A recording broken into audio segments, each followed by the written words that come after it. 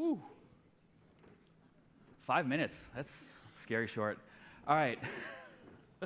I'm gonna do a little bit of stand-up comedy because A, I'm a teacher, so I'm used to being ignored, not getting paid much, and people checking their phones while I'm talking. So, virtual reality, it's a thing we've got. How do you feel about this? If you were her, how would you feel in society wearing this? How would society look at you? And if you're a barista, do you wake her up, or is that like dealing with somebody who's asleep? I don't know. But we see the world through 5-inch screens. We've overlaid information on all the things we want because we want to see that information, but we want to see what's in front of us. But this is your vacation. Do you see where you're at, or do you look at a 5-inch screen? We've got to change that. With virtual reality, we can change the way we teach as well. Mel Scientific has a fully functional virtual reality science lab that you can get on an Oculus Go headset, which costs about half the price of an iPad. So think about if you can't afford a chemistry lab.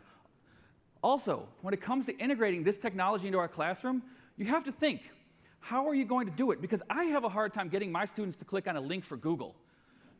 Yeah, no, Google doesn't stop there. People write more than 2 sentences. So when it comes to augmented reality, what we need is a solution. We need a tech giant or a leader to give us something that we can use, that society is going to embrace, and we can't wait to look good while using. Unfortunately, Google Glass. That didn't go so well. But this is what most people think of when they think of augmented reality, the failed projects. They don't think about all the ways in which it's already working for us. And augmented reality is quite amazing. Take a look at this, for example. We needed bigger, funnier-looking glasses. Microsoft HoloLens. If you haven't looked at it, check it out. It's definitely worth looking into. By the way, I don't think Willie Nelson needs any more altered reality in his life. So what's the secret to success? How are we going to engage our students? Well, the fact is the students are engaged. We need to meet them where they're at. We need to use the tools that they're using. We need to learn from them, and then from there, can we set our lesson plans to go forward? Because the students are setting the pace, we need to catch up. In fact, when you combine virtual learning with traditional educational methods, studies have shown that you double educational effectiveness, and that's impressive. Also, I don't know about you, but that looks like a lot of fun. So how do we explain this to parents? How do we explain this to school boards? How are we going to find the final form of this new technology? Because it's not in its final form yet. Mixed reality is coming. It's something that we're going to see. In fact, just wait, because soon your students may not be in the room with you.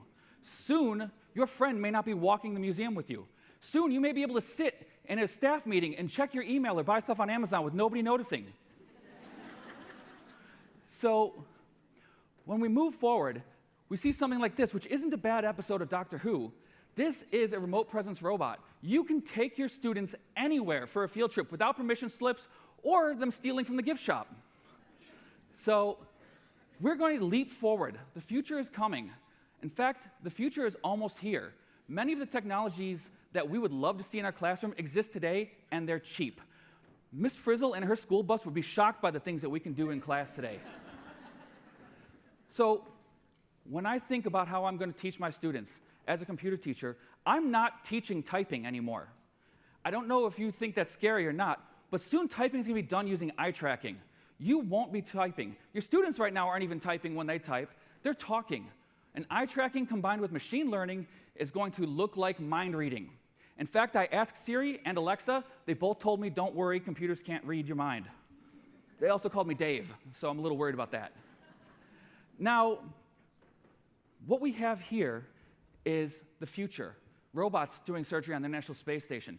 Teachers will not be replaced by technology, but teachers who do not use technology will be replaced by those who are willing to do that. And that's what we need to prepare for. What are we going to be preparing our students for? What jobs that don't exist are we going to have to teach them the technology to use? What skills are we going to have to teach them to master? And how are we going to help them explain to grandma at the dinner table what they do? Because I know they won't get it. So, change is coming. But like all change, it's subtle. And in the end, it's only when we look back through the technology do we see the giant leap forward. What are you going to do? How are you going to change your teaching methods to embrace virtual reality, mixed reality, and augmented reality? Are you going to move forward, or are you going to be left behind? In the end, the choice is up to you, and I always choose to move forward. Thank you very much.